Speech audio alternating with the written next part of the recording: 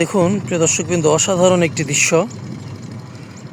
একটি নৌকা ট্রলার বাঁশের এই ঝাঁকুনিগুলোকে টেনে টেনে নিয়ে যাচ্ছে। যদি সামনে থেকে দেখতেন হয়তো বা আরও বেশি সুন্দর লাগতো। তো দীর্ঘ পথ কিন্তু এভাবেই তারা পাড়ি দিচ্ছে,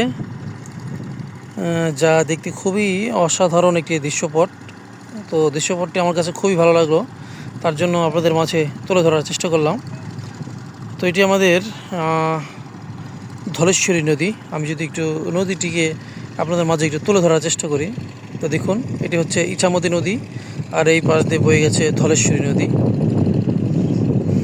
তো আমি নতুন সোনাকান্দা সৈয়দপুর ব্রিজের ওপর থেকে ভিডিওটি ধারণ করছি।